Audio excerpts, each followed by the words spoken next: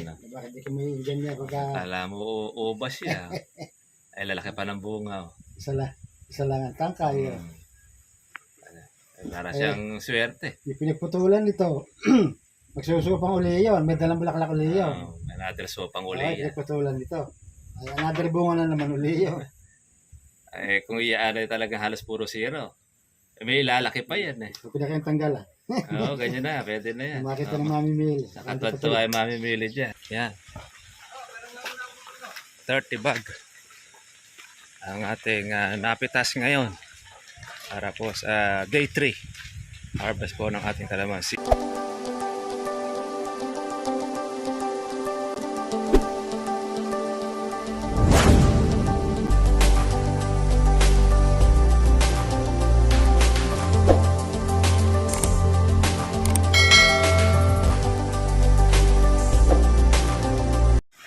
Saan ba yung bayaw mo?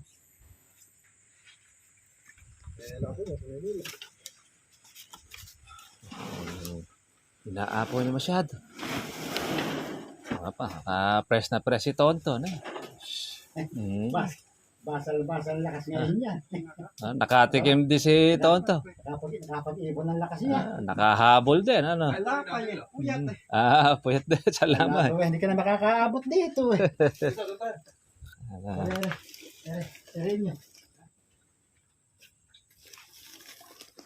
Good morning po sa inyo mga katibya. Welcome po sa aking YouTube channel. Ngayon ay eto, pagtas ulit tayo doon sa ating batang kalamansi. Ayan.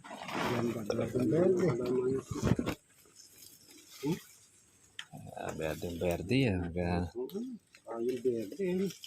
Maganda ha. Kaya yung sambalatan. Kaya yung Maynila. Wala na yung purlakan no?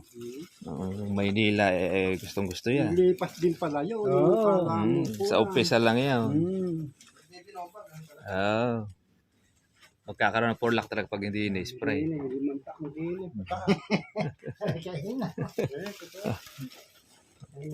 Mama nila. Ako, ito, tantuwa si Bern David yan. Pagka ika-5.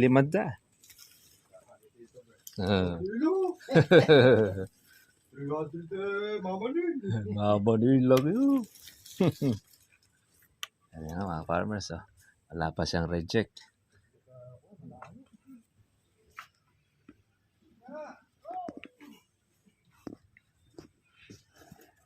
Dito, wala pa po tayo masyado pong makukuha pong mga hinog. Dahil alas tira lang ito ng mga nakaraan. Yung hindi napitas. Yung mga naiwan. Ay, nakaraan, naka-6 na kilo lang tayo. Kaya halos mga batang bunga ang ating mga pitas. Yeah.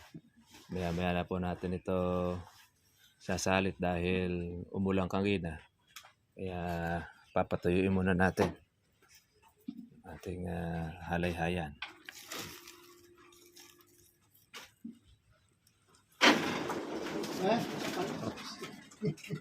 Bukas.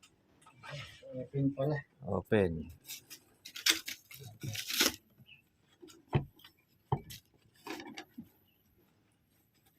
Hindi ako nagpapag. Pwede ko rin.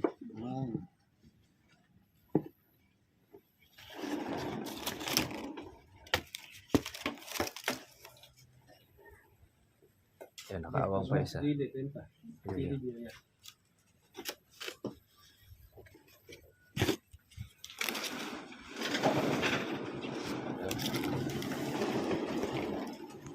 Bata.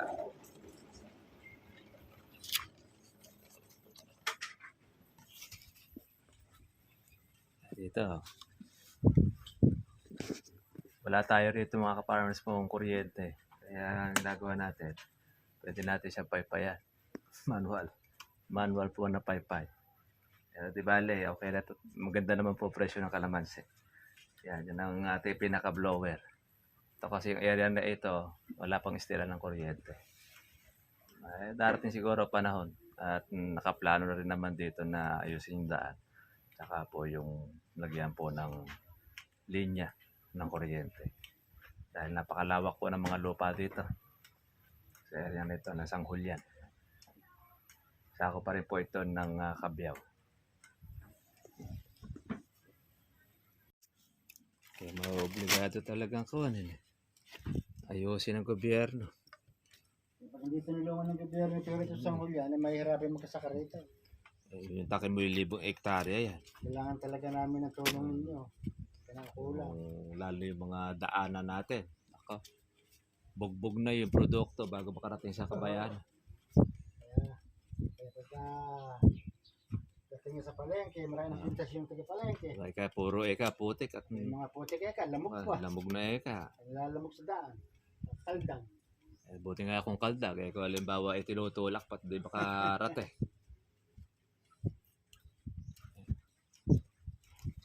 So ganito ang pagpili.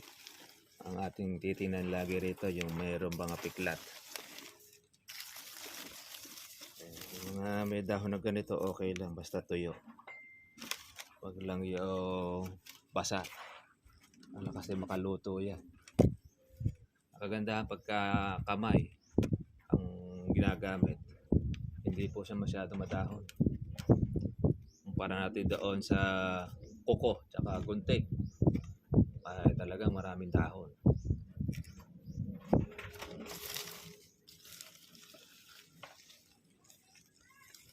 Maya na natin ito hakutin. Okay, tumawid pa!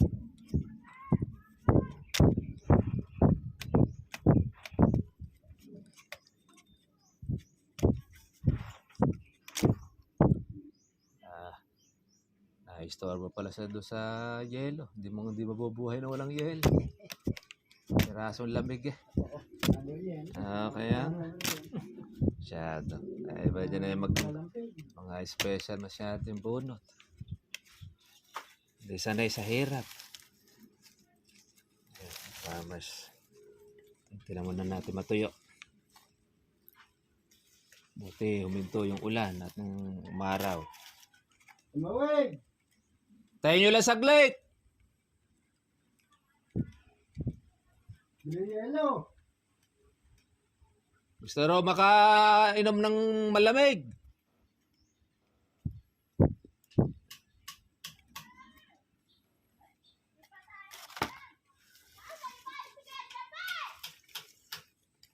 Ine.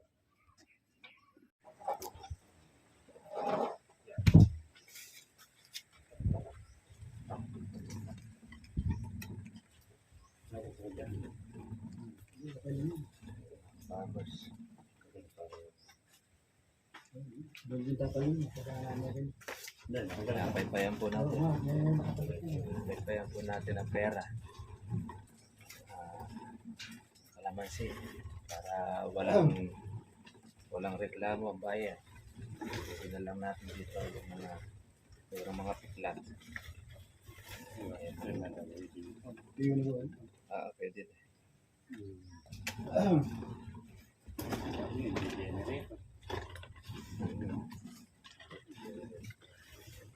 So, kaya meron tayong generator. Pero ganyan, malakas lang matuyo.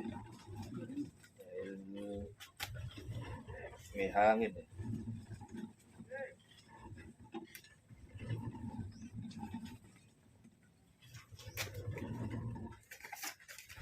Bawal po yung bunton-bunton. Para mabilis matuyo.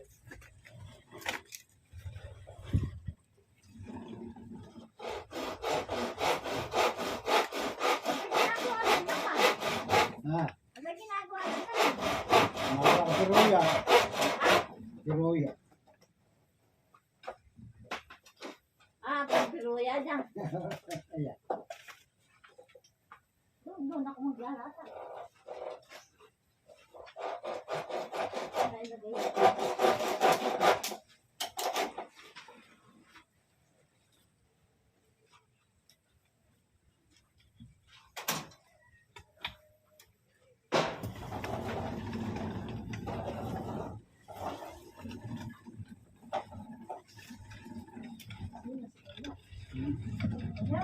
Ay, Hindi kinakano, kita. marami na kayo. Susun eh. Ha? Susun na. Wala kung hindi ka rin mag-ahatid. Yung si Camacho yun. Dahil mahirap paglakad. Oo, napakalayo ng malayo ang nilakad. Kaya nga piniwanan ko eh. Oo, hihingan.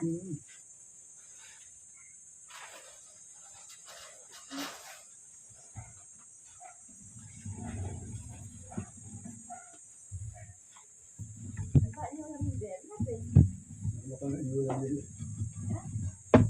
Siga.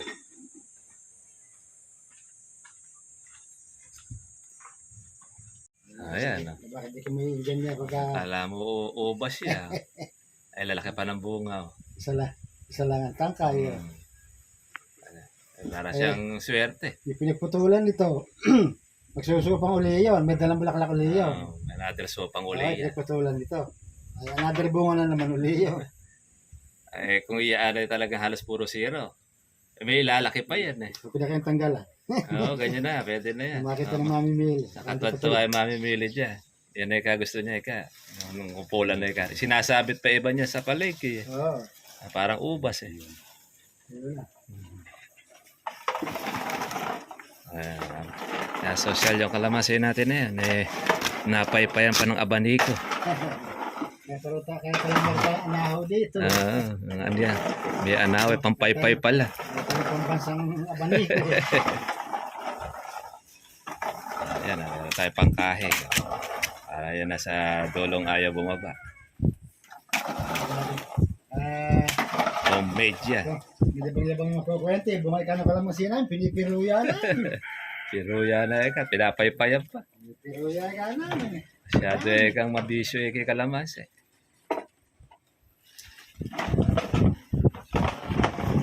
Kailan lang ito eh.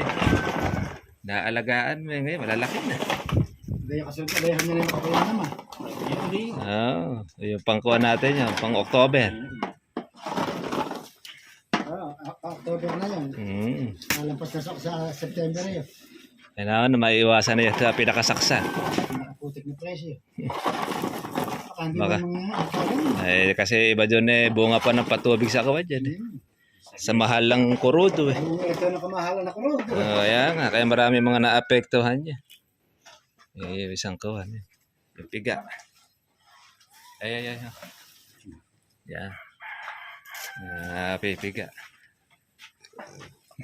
Kaya ko yan communis ang balat. Maraming mapipiga dyan sa bigat. Kung ito yung nipis. Ayan, tama-tama lang yung ganyang balat. Kaya na kaya naman organic na pagkakas. Hindi kaagad siya na Masyadong manipis ang balat. manipis ang balat. Marupok. Hindi pala po yun eh. Kumakapal. Hindi pala 4 na buwan yun.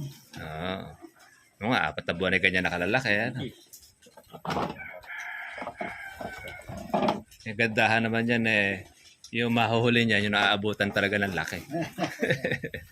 Parang nagpapalaki lang dyan. Kasi pagsasabay-sabay mo yan, mahihinugan ka dyan. Lalo ko lang bawat marami eh.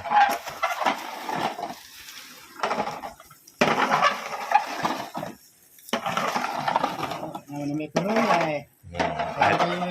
Kahit nasa malayo. May ganyan tinura. Hindi na kay piruya.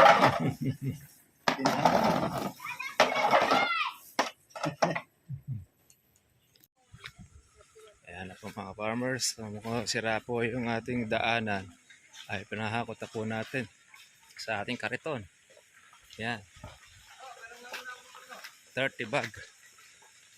Ang ating napitas ngayon. Para po sa day 3. Harvest po ng ating kalamansi. Ayan. Kapag ang daanan ay mahina at maraming putik, kailangan po natin ito ang magiging service. Ayan. Shoutout natin si Kuya. Tingnan nyo, baka mayroong malalaglag, ano? Oo, mahal yan. Yeah.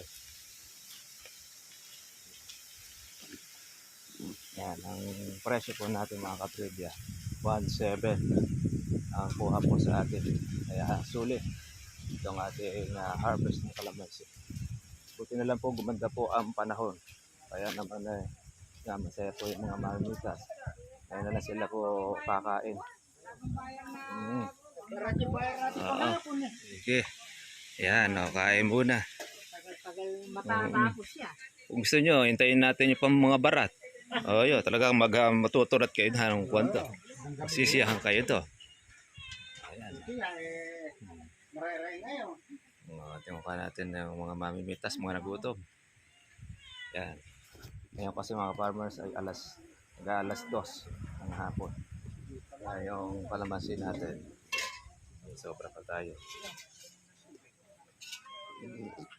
Paano mga farmers? Ngayon po, kita-kita po tayo po bukas para susunod po natin vlog. Tapos gusto nyo lahat. Bye-bye.